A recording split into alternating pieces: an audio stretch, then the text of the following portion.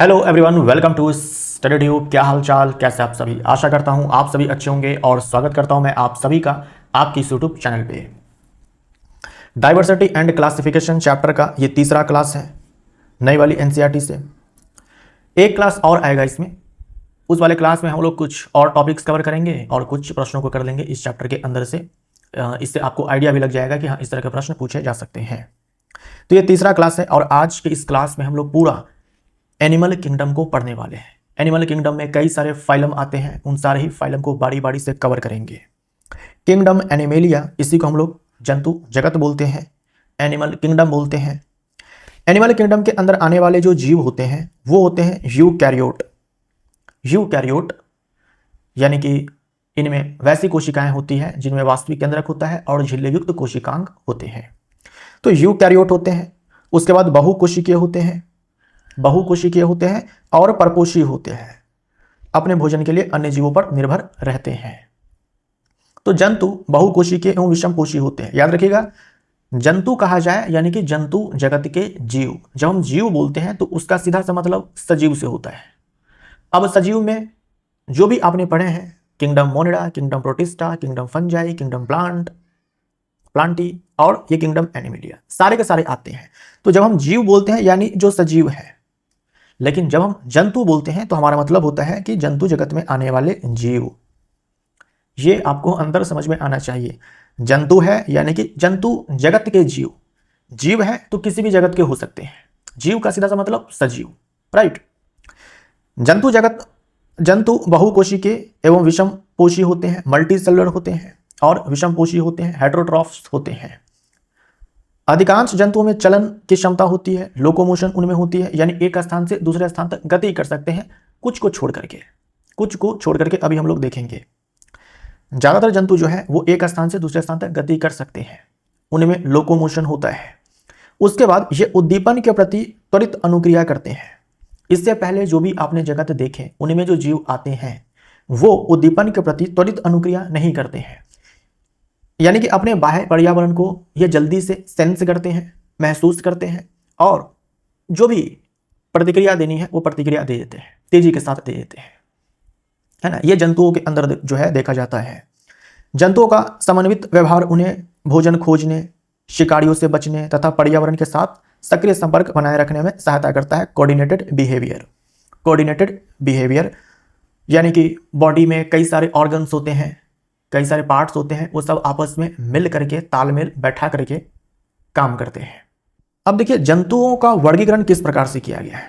एक संरचना होती है जंतुओं में, है ना। जंतु जगत के अंदर आने वाले जो जीव होते हैं यानी जो जंतु होते हैं उनमें एक संरचना पाई जाती है जिसे नोटोकॉर्ड कहा जाता है। सारे में नहीं पाई जाती है, सारे में नहीं पाई जाती है।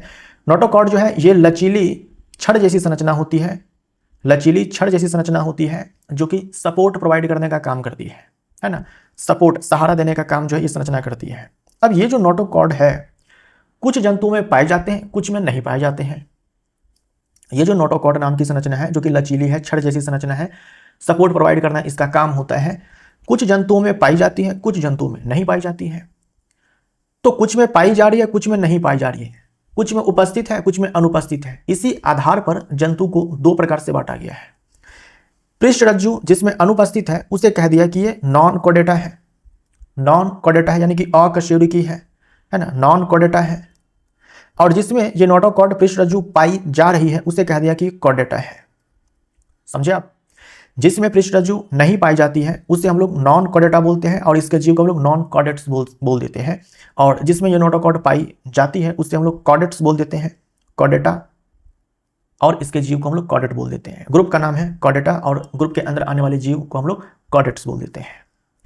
अब ये जो कॉडेट्स होते हैं या फिर कॉडेटा के अंदर आने वाले जो जीव होते हैं उनमें क्या होता है, देखो कुछ ऐसे जीव होते हैं जिनमें ये नोटोकॉर्ड उनके जीवन भर यानी उनके पूरे जीवन में मौजूद रहते हैं। नोटोकॉर्ड जो है वो रह जाते हैं जीवन भर। तो वैसे को हमने कह दिया कॉडेटा के अंदर प्रोटोकॉडेटा, वैसे को हम लोगों ने क्या कह दिया, प्रोटोकॉडेटा कह दिया। और अधिकांश ऐसे होते हैं कॉडेटा के अंदर जिनमें ये नोटोकॉर्ड आगे चल करके बैकबोन में कन्वर्ट हो जाती है, तो उसे कह दिया वर्टिब्रेटा, उसे कह दिया वर्टिब्रेटा। वे कॉर्डेट्स जिनमें वर्टिब्रल कॉलम यानी कि बैकबोन बैकबोन विकसित होता है। प्रोटोकॉर्डेटा मतलब वे कॉर्डेट जिनमें कशेरुक दंड बैकबोन विकसित नहीं होता है, यानी कि ये नोटोकॉर्ड के फॉर्म में ही ये संरचना जो है वो रह जाती है। और वर्टिब्रेटा में क्या होता है कि ये संरचना आगे चल करके जो है बैकबोन में कन्वर्ट हो जाती है, बोल सकते हो कि रूपांतरित हो जाती है। आई होप आपको समझ में आया होगा। नोटोकॉर्ड नाम की संरचना जो है होती है लचीली होती है, छड़ जैसी संरचना होती है, सपोर्ट प्रोवाइड करने का काम करती है। कुछ जंतुओं में ये पाई जाती है, कुछ में नहीं पाई जाती है। इस आधार पर जंतुओं का वर्गीकरण किया गया है दो प्रकार से, कि जिसमें ये अनुपस्थित है उसे कह दिया कि नॉन कॉर्डेटा है, और जिसमें ये उपस्थित है उसे कॉर्डेटा के अंदर रखा गया है। उन सारे जंतुओं को कॉर्डेटा ग्रुप के अंदर रखा गया, जिसमें नहीं है उसे नॉन कॉर्डेटा ग्रुप के अंदर रखा गया है। अब जिनमें ये पाई जाती है उनमें कुछ जंतु ऐसे होते हैं कि उनके जीवन भर, यानी जो भी उनका जीवन चक्र है उसमें ये नोटोकॉर्ड मौजूद रहता है, तो उसे कह दिया कि प्रोटोकॉर्डेटा। उस ग्रुप को प्रोटोकॉर्डेटा कहा गया। इसमें प्रोटोकॉर्डेटा कहा जाता है। इसमें बस एक एग्जांपल आपको याद रखना होगा, एम्फिओक्सस। ज्यादातर जो कॉर्डेटा होते हैं उनमें ये नोटोकॉर्ड जो है डेवलप कर जाते हैं या फिर मॉडिफाई कर जाते हैं बैकबोन में, तो उसे कह दिया वर्टिब्रेटा। उसे क्या कह दिया? वर्टिब्रेटा कह दिया। यानी कि जिसमें नोटोकॉर्ड नहीं है उसमें कभी भी आपको बैकबोन देखने को नहीं मिलेगा। यानी कि जो भी नॉन कॉर्डेटा ग्रुप के अंदर जीव जंतु आएंगे उनमें कभी भी आपको बैकबोन देखने को नहीं मिलेगा। कॉर्डेटा वाले में केवल उन्हीं में बैकबोन देखने को मिलेगा जो वर्टिब्रेटा ग्रुप के अंदर आएंगे, क्योंकि प्रोटोकॉर्डेटा के अंदर ये नोटोकॉर्ड जो है बैकबोन में कन्वर्ट नहीं हुआ है। आई होप ये क्लासिफिकेशन आपको समझ में आ गया होगा। अब आइए सबसे पहले हम लोग कवर करते हैं इनवर्टिब्रेट्स को। इनवर्टिब्रेट्स जब हम बोलते हैं तो उसमें ये जो नॉन कॉर्डेटा के अंदर आने वाले जंतु हैं वो भी आते हैं, और जो प्रोटोकॉर्डेटा के अंदर आने वाले जंतु हैं वो भी आते हैं। लेकिन इन दोनों में अंतर क्या है कि इसमें नोटोकॉर्ड प्रेजेंट है और इसमें नोटोकॉर्ड एब्सेंट है। ठीक, तो सबसे पहले हम लोग उन इनवर्टिब्रेट्स को कवर करते हैं जिनमें नोटोकॉर्ड एब्सेंट है। अब जिनमें नोटोकॉर्ड नहीं है उसमें निश्चित ही बैकबोन जो है आपको देखने को नहीं मिलेगा। अब इनवर्टिब्रेट्स के भी कई सारे ग्रुप्स हैं। इनवर्टिब्रेट्स के भी कई सारे ग्रुप्स हैं, यानी कि ये जो नॉन कॉर्डेटा है इनके अंदर भी कई सारे ग्रुप्स हैं। बारी बारी से हम उन सारे ही ग्रुप्स को पढ़ने वाले हैं। पहला ग्रुप है पोडीफेरा। पोडीफेरा जंतु जगत का एक फाइलम है, पहला फाइलम है, आप ये बोल सकते हो। पोडीफेरा जो है जंतु जगत का फाइलम है, आप ये भी बोल सकते हो, या फिर आप ये बोल दो कि जो इनवर्टिब्रेट्स है जिसमें नोटोकॉर्ड नहीं है उसका ये एक ग्रुप है पोडीफेरा। समझे आप? पोडीफेरा जब हम बोलते हैं इसका मतलब वो जंतु जिसके बॉडी पे पोर्स है, छेद है, छिद्रधारी जीव है ना, छिद्रधारी जीव। पोडीफेरा का मतलब होता है वो जंतु जिसके बॉडी पर क्या है? पोर्स है। पोर्स का मतलब छेद होता है, छिद्र होता है, राइट।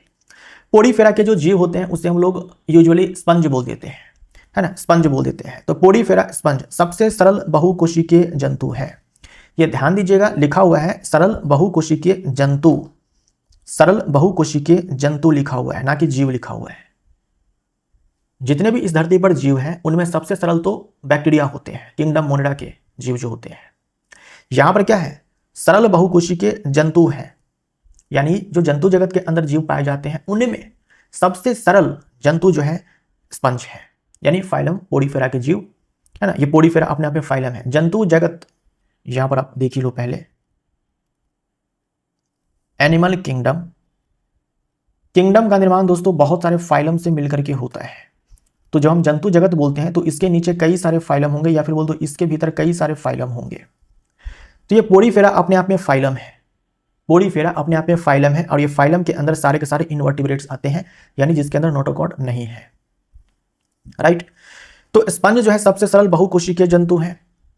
सब जितने भी प्रकार के जंतु होते हैं जंतु जगत के अंदर उनमें सबसे सरल जंतु, यानी शरीर की बनावट सबसे सरल है इस स्पंज के अंदर, इस स्पंज में सरल बहुकोशिकीय जंतु। देखो बहुकोशिकीय तो सारे के सारे जंतु हो जाएंगे जो भी एनिमल किंगडम के अंदर आएंगे, तो ये कोई बड़ी बात नहीं है। आपको याद रखना है कि जंतुओं में सबसे सरल जंतु जो है वो स्पंज है या फिर पोडीफेरा है। इनमें ना तो आपको ऊतक मिलेंगे ना ही आपको अंग मिलेंगे। इसका मतलब ये हुआ कि इनमें आपको कोशिकाएं तो मिलेगी, लेकिन कोशिका मिलकर के ऊतक का निर्माण नहीं करते हैं। केवल इनमें कोशिकाएं हैं, लेकिन वो कोशिका मिलकर के ऊतक नहीं बनाती है। तो इनमें ऊतक और अंग नहीं होते हैं। जब ऊतक ही नहीं है तो अंग कहां से? कोशिकाएं मिलकर के ऊतक का निर्माण करती है, ऊतक मिलकर के अंग बनाते हैं, अंग मिलकर के अंगतंत्र बनाते हैं। तो जब कोशिका से ऊतक ही नहीं बना तो अंग नहीं होगा, ना ही अंगतंत्र होगा। ठीक। इनके शरीर में अनेक छोटे छोटे छिद्र तथा नाल होती है। इनके बॉडी पे बहुत सारे पोर्स होते हैं और यहीं से इसका नाम पोडीफेरा आया है। इनके बॉडी पे बहुत सारे पोर्स होते हैं और ये आप देख रहे हो, ये इसी को नाल कहा जा रहा है, इसी को नाल कहा जा रहा है। तो क्या होता है, इन छिद्रों के माध्यम से पानी जो है, इन छिद्रों के माध्यम से पानी जो है इसके बॉडी के अंदर प्रवेश करता है। इन छिद्रों के माध्यम से पानी जो है इसके बॉडी के अंदर प्रवेश करता है और फिर यहाँ से पानी जो है बाहर निकल जाता है, यहाँ से पानी बाहर निकल जाता है। ठीक। तो जो भी पानी में ऑक्सीजन है या फिर फूड है वो इस पानी के माध्यम से, जल के बहाव से इस छिद्र के माध्यम से इसके बॉडी के अंदर गया। जो पानी है, भोजन है, वो कोशिका के अंदर चले जाते हैं और जो अपशिष्ट है उस पानी में आ जाते हैं और फिर यहाँ से वो पानी जब बाहर निकलता है तो अपशिष्ट भी बाहर निकल जाता है बॉडी से। तो इस प्रकार जो छिद्र है और ये नाल सिस्टम जो है, कैनाल जो है, काम करते हैं। ठीक। तो छिद्रों और नालों से जल निरंतर शरीर के भीतर प्रवाहित होता रहता है। जल के साथ भोजन और ऑक्सीजन कोशिकाओं तक पहुंच जाते हैं और अपशिष्ट जो है बाहर निकल जाते हैं। यहाँ से जब पानी प्रवेश करेगा तो भोजन है, ऑक्सीजन है, ये सब बॉडी के अंदर, और फिर यहाँ से पानी जब बाहर निकलेगा तो अपशिष्ट यहाँ से बाहर निकल जाएगा। अब देखो, आपने पढ़ा था यहाँ पर अधिकांश जंतुओं में चलन की क्षमता होती है, यानी कुछ में नहीं होती है। अगर अधिकांश में होती तो कुछ में नहीं होती है, तो इसमें नहीं होती है। जो ये पोडीफेरा जंतु है, स्पंज जो जंतु है, ये एक ही स्थान पर स्थिर रहते हैं, सेसाइल होते हैं, एक ही स्थान पर स्थिर रहते हैं और केवल जलीय आवास में पाए जाते हैं। यानी ये जलीय जंतु है, केवल समुद्र में पाए जाते हैं, केवल समुद्र में पाए जाते हैं। ये सारे पॉइंट्स आपको याद रखने हैं फाइलम पोडीफेरा के बारे में, या फिर इनवर्टिब्रेट्स के अंदर आने वाला ये जो ग्रुप है इसके बारे में। फाइलम को हम लोग हिंदी में क्या बोल देते हैं? संघ बोल देते हैं, संघ बोल देते हैं। अब देखो यहाँ पर आपको दिया हुआ है जिज्ञासा सूत्र आपके बुक के अंदर। अनुसंधान अध्ययन दर्शाते हैं कि 1 किलोग्राम स्पंज प्रतिदिन 24,000 लीटर समुद्री जल को फिल्टर कर सकता है। 1 किलोग्राम स्पंज 24,000 लीटर समुद्री जल को फिल्टर कर सकता है डेली। ये समुद्री होते हैं, है ना, समुद्र में पाए जाते हैं। याद रहेगा, बहुत ही सिंपल से पॉइंट्स हैं। जंतु में सबसे सरल जंतु स्पंज है, केवल कोशिकाएं हैं, ऊतक नहीं है, अंग नहीं है। पोडीफेरा का मतलब ही होता है बॉडी पर छेद होंगे। तो इनमें छिद्र पाए जाते हैं और नाल पाए जाते हैं। छिद्र के माध्यम से पानी शरीर के अंदर प्रवेश करता है, साथ ही ऑक्सीजन और भोजन दोनों घुस जाते हैं बॉडी के अंदर। फिर यहाँ से पानी बाहर निकलता है तो अपशिष्ट पदार्थ यहाँ से बाहर निकल जाते हैं। चलते नहीं है, सेसाइल है, एक ही स्थान पर टिके रहते हैं और जलीय होते हैं ये, और वो भी समुद्री जल में पाए जाते हैं। जो अगला संघ है या फिर अगला इनवर्टिब्रेट का ग्रुप है वो है निडेरिया, है ना, निडेरिया। तो अब हम लोग निडेरिया फाइलम को कवर करते हैं। निडेरिया, इसके उदाहरण इंपॉर्टेंट है, वेरी इंपॉर्टेंट। एग्जाम्पल्स तो आपको रट कर रखने हैं। हर ग्रुप के अंदर आने वाले 2-3 एग्जाम्पल्स होंगे, उन सारे को आपको याद करने होंगे। इसमें हाइड्रा, यहाँ पर देखो ये हाइड्रा है ना, हाइड्रा। इसमें जेलीफिश, ये जेलीफिश और कोरल निडेरिया संघ के प्रमुख जीव है। आपने देखा दोस्तों अभी कि पोडीफेरा में केवल कोशिकाएं हैं, ऊतक का निर्माण वो नहीं करती है। पहली बार ऊतक जिस जंतु में देखा गया वो निडेरिया फाइलम के ही जंतु थे। तो वास्तविक ऊतक पाए जाते हैं, पहली बार ऊतक जो है इन्हीं सारे जीवों के अंदर देखा गया, राइट। तो वास्तविक ऊतक इनमें पाए जाते हैं, यानी इनमें कोशिका मिलकर के जो है ऊतक का निर्माण कर लेती है। अगर ऊतक है यानी कि खास तरह की कोशिका, खास तरह का काम करने वाली है, विशिष्टीकृत कोशिकाएं अलग अलग कार्य करती हैं। अगर ऊतक पाए जा रहे हैं मतलब कि एक जैसे काम करने वाले कोशिका मिलकर के एक प्रकार के ऊतक बनाए होंगे, यानी कि अलग अलग प्रकार की कोशिका होंगी जो अलग अलग प्रकार के काम को करेगी।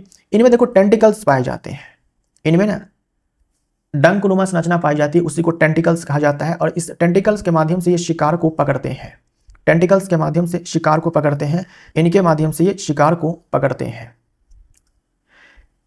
निडेरिया फाइलम के जो जीव होते हैं इनमें आपको एक ही छिद्र देखने को मिलेगा, सिंगल ओपनिंग आपको देखने को मिलेगा। सिंगल ओपनिंग, एक छेद आपको देखने को मिलेगा, उसी छेद से भोजन को ग्रहण भी करते हैं और अपशिष्ट पदार्थ को बाहर भी निकालते हैं। एक ही छेद से भोजन को ग्रहण भी करते हैं और अपशिष्ट को बाहर भी निकालते हैं। एक छेद से दोनों काम हो रहे हैं। हमारे पास दो छेद हैं, यहां से खाते हैं और पीछे वाले से निकालते हैं। इसके अंदर क्या है, जिस छेद से खाते हैं उसी छेद से निकालते हैं, है ना। यहां पर देखो ओपनिंग दिखाया गया है, जहां से खाएगा वहीं से निकालेगा, तो सिंगल ओपनिंग है इसके अंदर।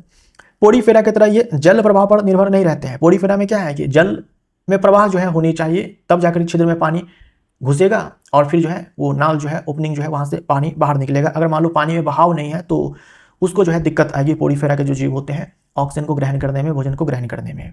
इनके पास क्या है, प्रॉपर संरचना है, स्ट्रक्चर है, टेंटिकल्स है शिकार को पकड़ने के लिए, ठीक है। तो ये सक्रिय रूप से भोजन प्राप्त करते हैं, है ना। सक्रिय रूप से भोजन को प्राप्त करते हैं, टेंटिकल्स के माध्यम से शिकार को पकड़ते हैं और ये छिद्र है यहां से बॉडी के अंदर वो ले लेते हैं, ठीक।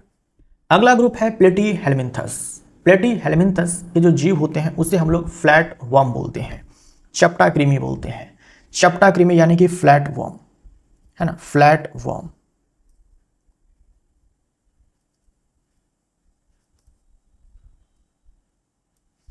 फ्लैट वर्म, चपटा कृमि यानी कि फ्लैट वर्म। फ्लैट वर्म इसका एक उदाहरण है ये प्लेनेरिया। प्लेनेरिया, है ना, प्लेनेरिया, यह है प्लेनेरिया।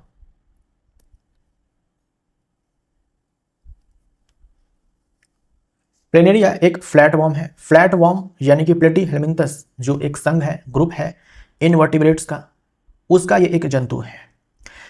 अब देखो इसमें ना बाइलैटरल सिमेट्री पाई जाती है, बाइलैटरल सिमेट्री पाई जाती है। तो प्लेटीहेल्मिन्थस के जो जंतु हुए वो पहले जंतु हुए जिनमें बाइलैटरल सिमेट्री पाई जाती है। इसका मतलब आप जो है दो बराबर भागों में, दो समान भागों में जीव को बांट सकते हो, दो समान भागों में जीव को बांट सकते हो। जैसे एक लेटर है H, आप इस H को ना यहां से दो समान भागों में बांट सकते हो, यानी कि ये वाला जो पार्ट है और ये आधा भाग जो है वो एक जैसे है, सिमिलर है, एक जैसे है। तो इसी को हम लोग बोलते हैं बाइलैटरल सिमेट्री का होना। इसी को हम लोग क्या बोलते हैं, बाइलैटरल सिमेट्री का होना होते हैं। हमें भी जो है आप दो हिस्सों में ऐसे बांट सकते हो, यानी जो मनुष्य है उसे भी आप दो बराबर समान हिस्सों में बांट सकते हो। तो हमारे अंदर भी बाइलैटरल सिमेट्री पाई जाती है। लेकिन प्रथम जंतु कौन से थे जिनमें बाइलैटरल सिमेट्री देखने को मिला, वो थे ये फ्लैट वर्म्स, वो थे ये फ्लैट वर्म्स, यानी कि जो प्लेटीहेल्मिन्थस के जंतु हुए वो। ये देखो ये प्लेनेरिया है, इसको आप ऐसे दो बराबर हिस्सों में बांट सकते हो, एक ये हिस्सा हो जाएगा और दूसरा ये वाला हिस्सा हो जाएगा।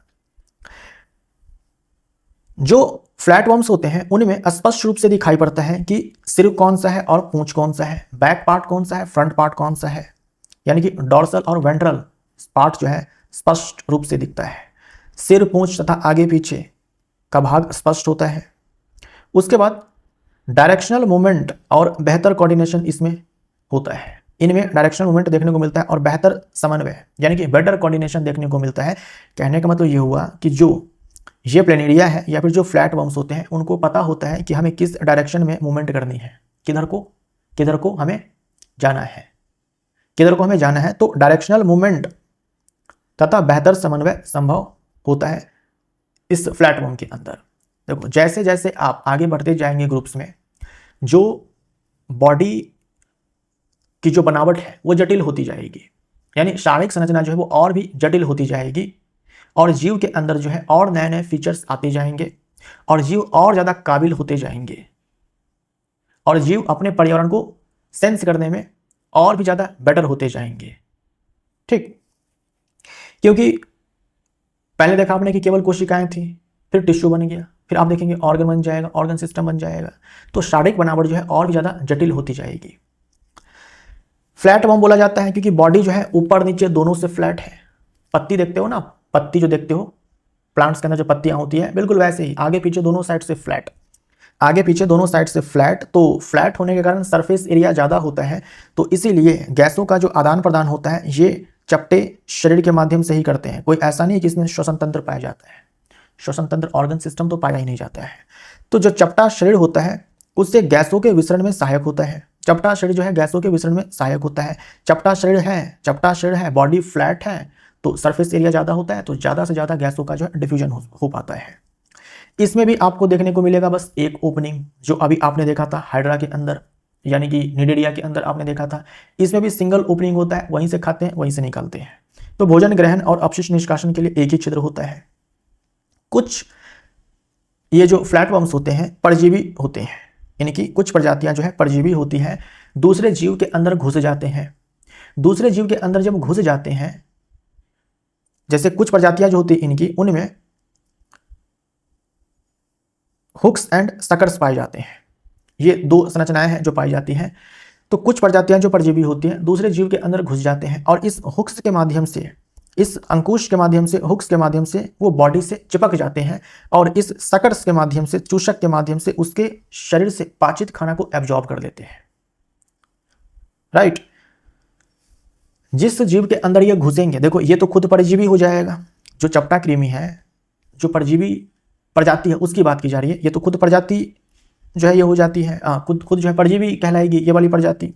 और जिसके अंदर ये परजीवी प्रवेश करेगा उसे क्या बोलते हैं? होस्ट बोलते हैं, परपोषी बोलते हैं। उसे क्या बोलते हैं? होस्ट बोलते हैं। जैसे मान लीजिए कि आपके अंदर जो है बैक्टीरिया चला गया, तो बैक्टीरिया तो परजीवी हो गया, आप क्या हो गए? आप हो गए होस्ट उस बैक्टीरिया के लिए। ठीक, आप हो गए होस्ट।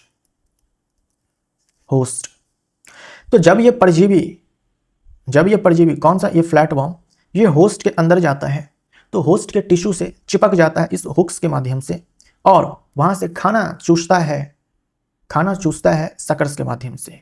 तो हुक्स एंड सकर्स पाए जाते हैं परजीवी चपटे कृमि के अंदर। हुक्स के माध्यम से चिपकने का काम करता है और सकर्स के माध्यम से पाचित खाना को एब्जॉर्ब करने का काम करता है होस्ट के बॉडी से। अकशेरुकी जीवों का जो अगला ग्रुप है वो है निमेटोडा। निमेटोडा के अंदर आने वाले जो जीव होते हैं उसे हम लोग गोल कृमि भी बोलते हैं, राउंड वर्म भी बोलते हैं।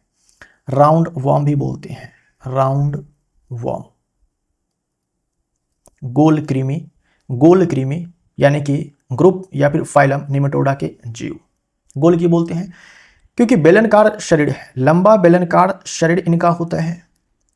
इनका जो शरीर है लंबा बेलनकार होता है। देखो ये गोल कृमि है, लंबा बेलनकार इनका शरीर होता है जो मिट्टी है, जल है या फिर परपोषी के ऊतकों में आसानी से गति करता है, जिसके कारण लंबा बेलनकार शरीर जो मिट्टी, जल तथा परपोषी के ऊतकों में आसानी से गति करता है।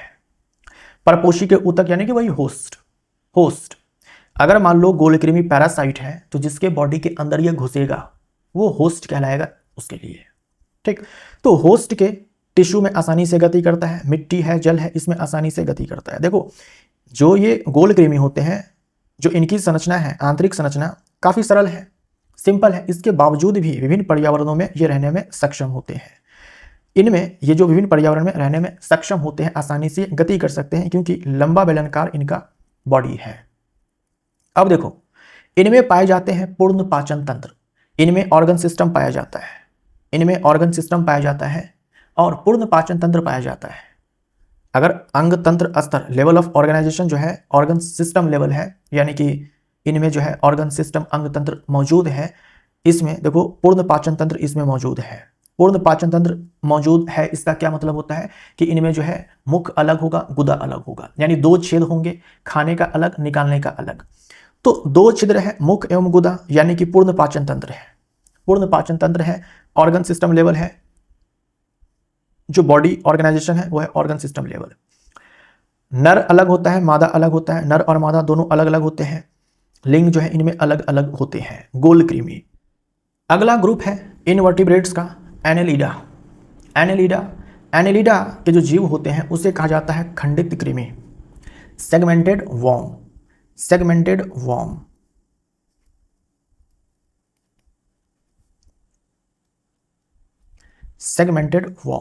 केंचुआ आपने देखा है, केंचुओं में आपने देखा होगा कि उनके बॉडी पे जो है ऐसे सेगमेंटेशन पाया जाता है। इस डायग्राम में आप देख सकते हो, ये जो सेगमेंटेशन पाया गया इसी के बारे में कहा जा रहा है। तो सेगमेंटेड वॉर्म इसको कहा जाता है। जो एनेलिडा फाइलम या फिर एनेलिडा ग्रुप के जो जीव हैं, जंतु हैं, उसे सेगमेंटेड वॉर्म कहा जाता है। बॉडी सिलेंड्रिकल है इसका भी, है ना। केवल फ्लैट वॉर्म के केस में हमने देखा था, केवल जो फ्लैट वॉर्म है उनके बॉडी जो है फ्लैट होते हैं। बाकी जो आपने राउंड वॉर्म देखा वहाँ भी सिलेंड्रिकल बॉडी है और यहाँ पर एनलिडा में भी सिलेंड्रिकल बॉडी है। तो केंचुआ आप अपने माइंड में रखेंगे और जो है ये याद रहेगा आपको कि सिलेंड्रिकल बॉडी है। पहली बार सेगमेंटेशन कौन से फाइलम में देखा गया, कौन से ग्रुप में देखा गया, ये अगर आपसे सवाल आता है तो आप बोलेंगे फाइलम एनेलिडा या ग्रुप समूह एनेलिडा, है ना। पहली बार सेगमेंटेड बॉडी देखने को मिला फाइलम एनेलिडा में, इसीलिए खंडित कृमि जो है ब्रैकेट में लिख करके दिया गया है, सेगमेंटेड वॉर्म लिख करके दिया गया है। पहली बार जो है सेगमेंटेशन इसी वाले फाइलम के जंतु के अंदर देखने को मिला। अंग तंत्र इनमें पाए जाते हैं। पेशियां तथा तंत्रिका रज्जु, जो मसल है और जो नर्व कॉर्ड है वो गति, नियंत्रण और समन्वय में सहायक होती है ना। पेशियां हम जानते हैं पेशियां गति में सहायक है, तंत्रिका तंत्र जो है नियंत्रण और समन्वय में सहायक है। जो सेगमेंटेशन पाया जाता है इससे आपने केंचुआ को चलते हुए देखा होगा, केंचुआ जो है वो ऐसे आगे बढ़ता है, ऐसे आगे बढ़ता है, आगे पीछे करके ऐसे आगे बढ़ता है, राइट। तो सेगमेंटेशन से अधिक लचीलापन एवं बेहतर गति नियंत्रण प्राप्त होता है। हर मामले में जीव जो है पहले से बेहतर होते चले जाएंगे। जैसे जैसे आप ग्रुप्स में आगे की ओर बढ़ते जाएंगे हर मामले में पिछले जंतु से जो है आगे आने वाले जंतु जो है बेहतर होते चले जाएंगे हर मामले में, चाहे वो गति हो, चाहे वो पोषण हो, चाहे उत्सर्जन हो, चाहे वो श्वसन हो, हर मामले में बेहतर होते चले जाएंगे। इनमें सिलोम उपस्थित होती है। देह गुहा, देह गुहा यानी कि एक कैविटी है, जैसे आप यहाँ पर देखो, यहाँ दिखाया गया देह गुहा। ये देखो ये बॉडी वॉल है, ये है शरीर की दीवार बॉडी वॉल, और ये है जो आहार नाल है उसकी दीवार। इसके बीच का ये जो स्थान है ये कैविटी है, इसी को कहा गया है देह गुहा सिलोम, इसी को कहा गया है सिलोम। तो सिलोम उपस्थित होती है जिससे आंतरिक अंगों का विकास और कार्य क्षमता बेहतर होती है।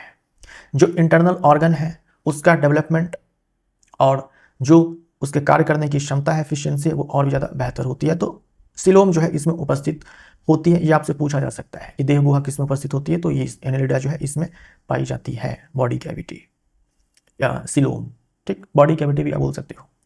इनवर्टिब्रेट्स का अगला ग्रुप है या फिर फाइलम है आर्थ्रोपोडा। आर्थ्रोपोडा का मतलब होता है संधिपाद जीव। संधिपाद, संधि का मतलब होता है ज्वाइंटेड और पाद का मतलब यहाँ पर अपेंडेजेस से है, पैर से है ना। ज्वाइंटेड संधि युक्त उपांग, आर्थ्रोपोडा का मतलब होता है संधि युक्त उपांग, ज्वाइंटेड अपेंडेजेज यानी कि ज्वाइंटेड लेग्स आप बोल सकते हो, है ना, ज्वाइंटेड लेग्स आप बोल सकते हो। तो ये मीनिंग भी आपको याद रखना है। इनके बॉडी में भी सेगमेंटेशन पाया जाता है, इनके बॉडी में भी सेगमेंटेशन पाया जाता है और सेगमेंटेशन के अलग अलग पार्ट्स जो है वो अलग अलग काम को करने के लिए अनुकूलित होते हैं। इनके बॉडी में भी सेगमेंटेशन पाया जाता है जिसके अलग अलग पार्ट्स जो होते हैं वो अलग अलग काम को करने के लिए स्पेशलाइज्ड होते हैं। इनमें देखो आपको कठोर बाह्य कंकाल देखने को मिलेगा, कठोर बाह्य कंकाल आपको देखने को मिलेगा। देखो ये जो आर्थ्रोपोडा है ना, जितने भी आप ग्रुप्स देखने वाले हो उनमें सबसे बड़ा ग्रुप जो है ये आर्थ्रोपोडा ही है। जितने भी आप कीट पतंगे देखते हो सब के सब इसी में आते हैं। मच्छर है, मक्खी है, स्पाइडर है, मकड़ा मकड़ी, है ना, ये भृंग, ये कॉकरोच, तिलचट्टा, जितने भी आप कीट पतंगे देखते हो सब के सब जो है इसी आर्थ्रोपोडा में, आर्थ्रोपोडा ग्रुप के अंदर आते हैं। सबसे बड़ा ग्रुप है ये, एनिमल किंगडम के अंदर सबसे बड़ा संघ बोल दो या फिर सबसे बड़ा ग्रुप बोल दो, आर्थ्रोपोडा है। ये जो आप देखते हो कॉकरोच के ऊपर ये जो इनके पंख होते हैं हार्ड होते हैं ना, या फिर इनके बॉडी को देखो, ये भृंग है, बिटल है, इसका जो बाहर हार्ड पार्ट है इसी के बारे में कहा जा रहा है कि कठोर बाह्य कंकाल होता है ना। स्ट्रॉन्ग जो है एक्सोस्केलेटन होता है। हमारे बॉडी के अंदर हड्डियां है ना, वो एंडोस्केलेटन है, बॉडी के भीतर है एक्सोस्केलेटन। तो ये जो आप कॉकरोच का ये जो पार्ट देखते हो ये एक्सोस्केलेटन है। ये बना होता है काइटिन से, ये वही वाला काइटिन है, कवक की कोशिका भित्ति काइटिन की बनी होती है, काइटिन से। ये जो कठोर भाग है या फिर ये जो एक्सोस्केलेटन है, इन दोनों के केस में काइटिन की बनी होती है ना, काइटिन की बनी होती है। वैसे पूछा तो नहीं जाएगा आपसे। तो ये जो बाह्य कंकाल है सुरक्षा, जल की हानि में कमी तथा मांसपेशियों को सहारा प्रदान करता है। बाह्य कंकाल एक्सोस्केलेटन, कठोर एक्सोस्केलेटन, हार्ड एक्सोस्केलेटन, कठोर बाह्य कंकाल, सुरक्षा, जल की हानि में कमी तथा मांसपेशियों को सहारा प्रदान करता है। बहुत ही कठोर पर्यावरण में ये आसानी से रह लेते हैं, विविध एवं कठोर पर्यावरण में सफलतापूर्वक जीवित रहने में सक्षम होते हैं। ये कॉकरोच कहाँ से निकलते हैं? नाले से निकलते हैं। तो बहुत ही कठोर वातावरण, कठोर पर्यावरण में ये जीवित रहने में सक्षम है, जिसमें ये जो एक्सोस्केलेटन है इसका बहुत बड़ा रोल होता है ऐसे कठोर पर्यावरण में रहने के लिए। आर्थ्रोपोडा के बारे में बस आपको इतनी सी बातें जो है ध्यान में रखनी है। इनवर्टिब्रेट्स का अगला ग्रुप है मोलस्का, या फिर बोल दो एनिमल किंगडम के अंदर अगला फाइलम है मोलस्का। इसका बॉडी जो है सॉफ्ट होता है, सॉफ्ट बॉडी। मोलस्का का मतलब होता है सॉफ्ट बॉडी। मोलस्का का मतलब होता है soft body, right, soft body. तो इसमें आपको अंग तंत्र देखने को मिलेगा। बॉडी सॉफ्ट है, बॉडी सॉफ्ट है तो बहुत सारे जीवों के अंदर इस सॉफ्ट बॉडी को प्रोटेक्ट करने के लिए कवच होता है ना। मोलस्क का जो बॉडी है वो सॉफ्ट होता है, तो बहुत सारे मोलस्क इस ग्रुप के अंदर आने वाले जो जंतु होते हैं उनके सॉफ्ट बॉडी को प्रोटेक्ट करने के लिए कवच भी होता है। जैसे ये घोंगा देख लो, घोंगा के ऊपर देख लो, ये कवच है ना, ये कवच है जो इसके सॉफ्ट बॉडी को प्रोटेक्ट रखने का काम करता है। इसके एग्जाम्पल्स याद रखिएगा, इंपॉर्टेंट है, घोंगा है, स्क्विड है और ऑक्टोपस। जितने भी इनवर्टिब्रेट्स होते हैं उनमें सबसे ज्यादा दिमाग, ब्रेन ऑक्टोपस के पास होता है। जितने भी इनवर्टिब्रेट्स होते हैं उनमें सबसे ज्यादा जो ब्रेन है वो ऑक्टोपस के पास होता है। जो इसका बॉडी है 3 हिस्सों में विभाजित होता है। सिर है, पेशीपाद है यानी कि मस्कुलर फुट है और उभरे हुए भाग। यानी जो बॉडी है 3 हिस्सों में विभाजित होता है, सिर, पेशीपाद और उभरे हुए भाग। अलग अलग पर्यावरण में ये पाए जाते हैं, तो अलग अलग पर्यावरण में पाए जाते हैं तो उस पर्यावरण में खुद को ही सही से ढाल पाए, इसलिए नेचर ने इनके बॉडी में अलग अलग मॉडिफिकेशन किए होते हैं। यानी किस पर्यावरण में रह रहे हैं उसके हिसाब से बॉडी में कुछ मॉडिफिकेशन देखने को मिलता है। विभिन्न पर्यावरण के अनुरूप, विभिन्न पर्यावरण के अनुसार शरीर संरचना में विविध रूपांतरण पाए जाते हैं। देखो, कोई भी जीव जिस वातावरण में रहता है उसके बॉडी में उसी टाइप से जो है मॉडिफिकेशन किया गया होता है। जैसे जो उड़ रहे हैं जीव, उनमें पंख होता है, ठीक। जो जल में जैसे मछलियां रहती हैं तो उनमें गिल्स होते हैं श्वसन के लिए, उनमें भी पंख होते हैं तैरने के लिए। तो जीव कौन से वातावरण में रह रहे हैं, किस वातावरण में उनको रहना है, उसी के हिसाब से उनके बॉडी में धीरे धीरे मॉडिफिकेशन आया हुआ होता है, ताकि उस वातावरण में वो खुद को सही से ढाल पाए, उस वातावरण में वो जीवित रहने में सक्षम हो पाए। नेक्स्ट है इकाइनोडर्मेटा। इनवर्टिब्रेट का जो अगला समूह है, अगला ग्रुप है या जंतु जगत का जो अगला फाइलम है वो है इकाइनोडर्मेटा। इकाइनोडर्मेटा, इकाइनो का मतलब कांटा होता है, डर्मेटा का मतलब त्वचा होता है। यानी इनके बॉडी पे, इनके त्वचा पे आपको कांटे मिलेंगे। शूल चर्मी वाला जीव, शूल चर्मी वाला जीव, यानी बॉडी पे कांटे होंगे, स्पाइन्स होंगे। इकाइनो का मतलब कांटा, डर्मेटा का मतलब त्वचा, तो स्पाइनी स्किन, कांटेदार त्वचा। इनके बॉडी पे कांटे होते हैं। जैसे देखो ये स्टारफिश है, एग्जाम्पल्स आप याद रखेंगे, स्टारफिश और समुद्री अर्चिन। ये दो, देखो बहुत सारे एग्जाम्पल्स होते हैं, बहुत सारे एग्जाम्पल्स होते हैं जो एनसीईआरटी बुक में दिया गया, मैं केवल आपको उतना बता रहा हूं। स्टारफिश और समुद्री अर्चिन, राइट। इनमें देखो एंडोस्केलेटन पाया जाता है जो कैल्शियम कार्बोनेट से बना होता है। हमारे अंदर जो एंडोस्केलेटन है, हड्डी है जो कि कैल्शियम फॉस्फेट से बना हुआ है। इसमें देखो एंडोस्केलेटन है, अंतःकंकाल है, कठोर अंतःकंकाल है जो कि कैल्शियम कार्बोनेट से बना होता है। डेफिनेटली नोटोकॉर्ड तो इसमें नहीं है ना, नोटोकॉर्ड ऑब्सेंट वाले ही हम लोग ग्रुप्स पढ़ रहे हैं अभी, नोटोकॉर्ड इसमें नहीं है। फिर भी अंतःकंकाल सुरक्षा और अवलंब प्रदान करता है। नोटोकॉर्ड के बारे में मैंने आपसे कहा कि ये अवलंब प्रदान करता है, सपोर्ट प्रोवाइड करता है ना, सपोर्ट प्रोवाइड करता है। अब इसमें तो नोटोकॉर्ड है नहीं, फिर भी जो एंडोस्केलेटन, कठोर एंडोस्केलेटन है, हार्ड एंडोस्केलेटन है, कैल्शियम कार्बोनेट से बना हुआ है, ये सुरक्षा और अवलंब प्रदान करता है। जो अंतःकंकाल है, नियंत्रित गति में सहायक है। हमारे अंदर भी तो है ये चीज, जो हड्डियां हैं वो हमारी गति को जो है नियंत्रित करती है।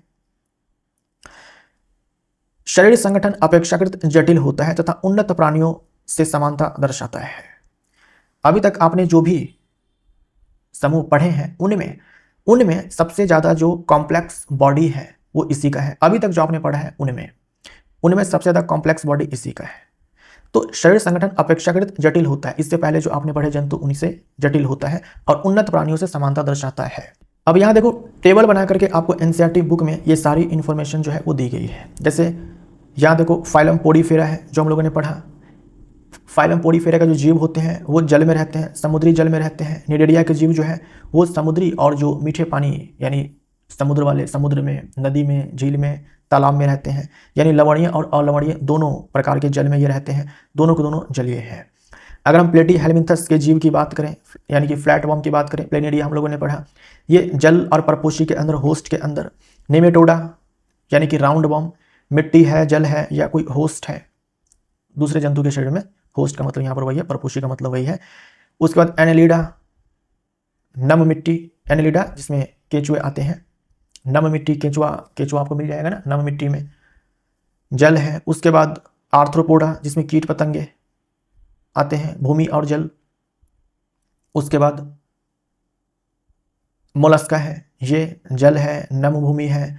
उसके बाद इकाइनोडर्मेटा, इकाइनोडर्मेटा तो सारे के सारे समुद्री होते हैं, इकाइनोडर्मेटा तो सारे के सारे समुद्री होते हैं, समुद्री जल में रहते हैं। अगर हम संगठन का स्तर देखें तो पोडीफेरा में केवल कोशिकाएं हैं, ना तो ऊतक है, ना ही अंग है, ना ही अंग तंत्र है। निडेरिया में ऊतक है, प्लेटीहेलमिन्थस में अंग है, ठीक। और उसके बाद Nematoda, Annelida, Arthropoda, Mollusca, Echinodermata, इन सारे में आपको मिल जाएगा अंग तंत्र प्रणाली। पाचन तंत्र पहली बार जो है देखने को मिला था इसी में, पाचन तंत्र पहली बार देखने को मिला था नेमेटोडा में, जिसमें 2 छिद्र थे, मुख और गुदा।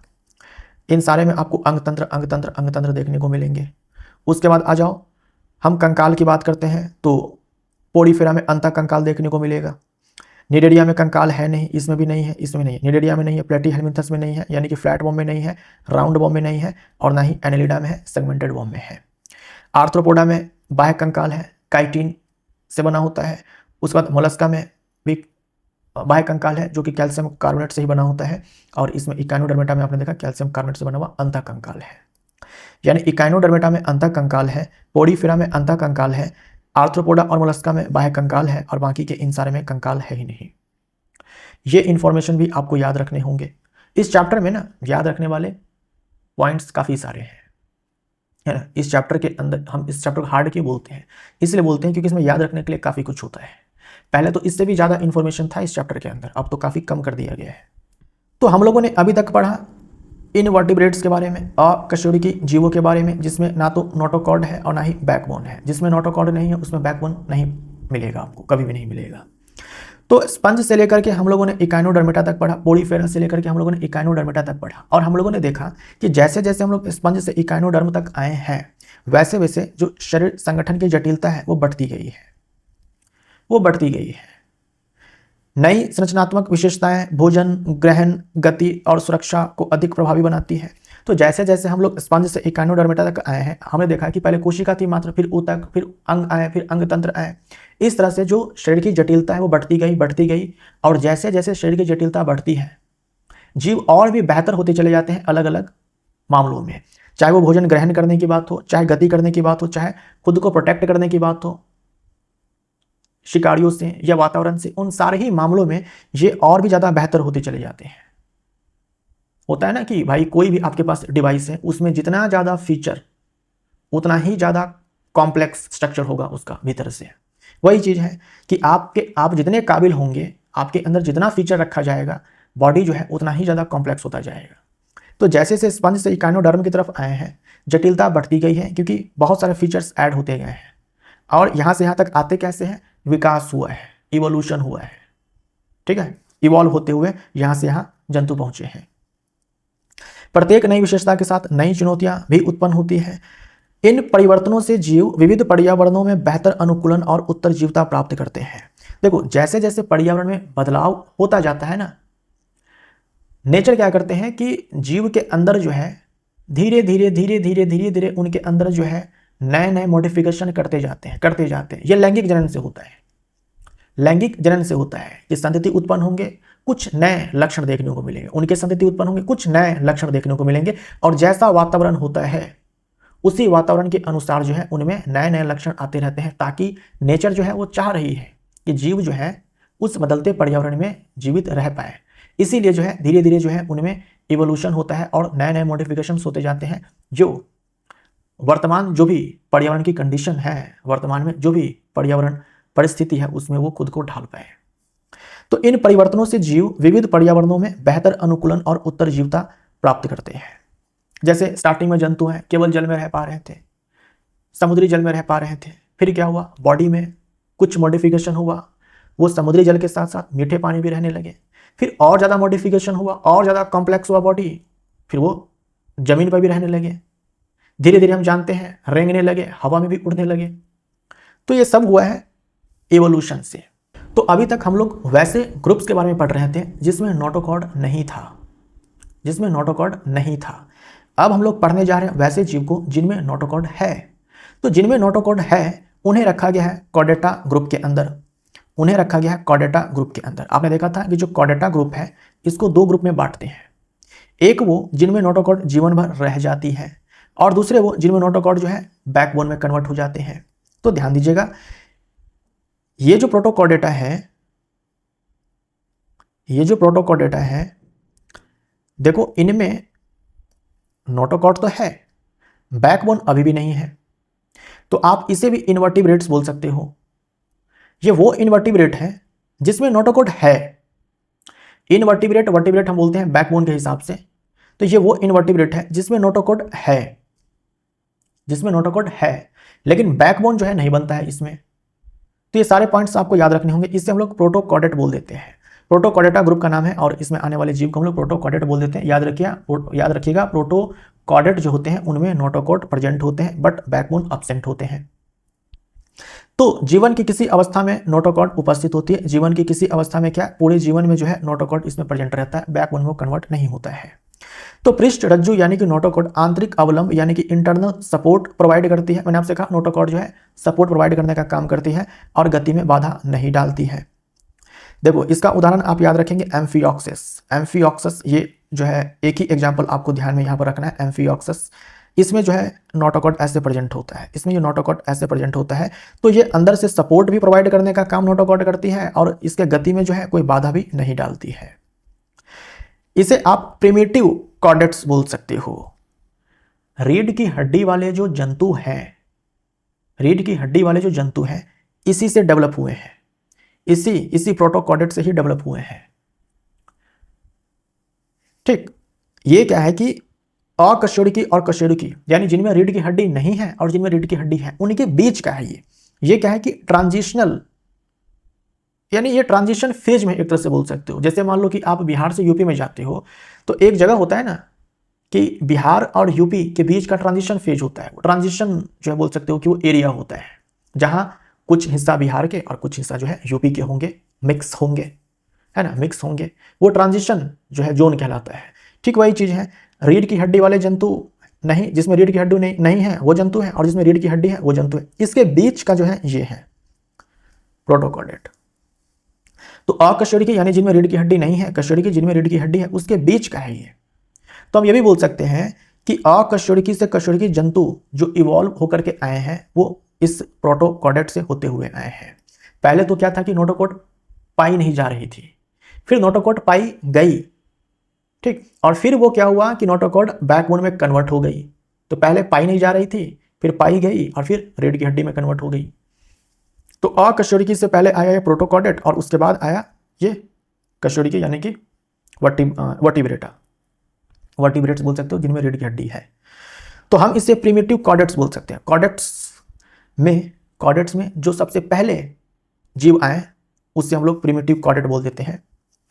तो ये एम्फिऑक्सिस है, याद रहेगा। अब आइए हम लोग बात करते हैं उन कॉर्डेट की जिनमें नोटोकॉर्ड बैकबोन में कन्वर्ट हो जाती है, यानी रीढ़ की हड्डी पाई जाती है। तो इससे हम लोग वर्टिब्रेट बोलते हैं। इन जीवों को हम क्या बोलते हैं, वर्टिब्रेट्स बोलते हैं और ग्रुप को हम लोग वर्टिब्रेटा बोलते हैं। ग्रुप को हम लोग देखो वर्टिब्रेटा बोला जाए तो समझ आना कि रीढ़ की हड्डी है, वर्टिब्रेटा बोला जाए यानी कि रीढ़ की हड्डी है। तो कशेरुकी वे प्राणी होते हैं जिनमें कशेरुक दंड रीढ़ की हड्डी पाई जाती है। रीढ़ की हड्डी शरीर को सहारा देने का काम करती है, मस्तिष्क और रज्जु को जो है प्रोटेक्ट करती है, रक्षा करती है। तो ये जो रीढ़ की हड्डी क्या है, एंडोस्केलेटन है जिससे बड़ा आकार, प्रभावी गति और जटिल अंगतंत्र संभव होते हैं। रीढ़ की हड्डी सपोर्ट जो है वो करती है एक बड़े बॉडी साइज को जो लोकोमोशन करते हैं उसको, और जो बॉडी के अंदर ऑर्गन सिस्टम्स हैं उसको। उन्नत संवेदन क्षमता और समन्वित व्यवहार पाया जाता है। तो अभी तक आपने जो भी जीव पढ़े हैं उनमें सबसे ज़्यादा कॉम्प्लेक्स जटिल बॉडी है, शरीर है, वो कशेरुकी के पास है, यानी कि वर्टिब्रेटा के पास है, जिनके पास रीढ़ की हड्डी होती है। अब देखो ये जो वर्टिब्रेटा है ना, इसको 5 वर्गों में बांटा गया है। इसको 5 वर्गों में बांटा गया है। मत्स्य, मछली, मत्स्य से धीरे धीरे जो है इवॉल्व होकर के ये उभयचर आए हैं, जिसमें कि मेढक है, ये जमीन और पानी दोनों में रह लेते हैं। उभयचर से इवॉल्व होकर के ये सरीसृप आए हैं, रेंगने वाले जीव। सरीसृप से इवॉल्व होकर के पक्षी आए हैं, ठीक, और पक्षी से इवॉल्व होकर के ये स्तनधारी आए हैं। तो जो ये मत्स्य, उभयचर, सरीसृप, पक्षी और स्तनधारी है, इन सारे में रीढ़ की हड्डी पाई जाती है, इन सारे में बैकबोन पाई जाती है। तो ये सब के सब कहलाएंगे वर्टिब्रेटा, या फिर वर्टिब्रेटा ग्रुप का नाम है, और इनमें आने वाले जीव को हम लोग वर्टिब्रेट्स बोल देते हैं। तो इन सारे को हम लोग वर्टिब्रेट्स बोल सकते हैं। इन सारे में नोटोकॉर्ड जो है बैकबोन में कन्वर्ट हो जाती है, ठीक। हमारे अंदर भी जो बैकबोन है नोटोकॉर्ड से ही आगे चल कर वो डेवलप हुई होती है। अगला टॉपिक है अनुकूलन, संरचनात्मक परिवर्तनों के परिणाम। जैसे अगर हम मछली की बात करते हैं तो हम जानते हैं कि मछली में पख है और क्लोम है, गिल्स हैं और ये पख है, राइट।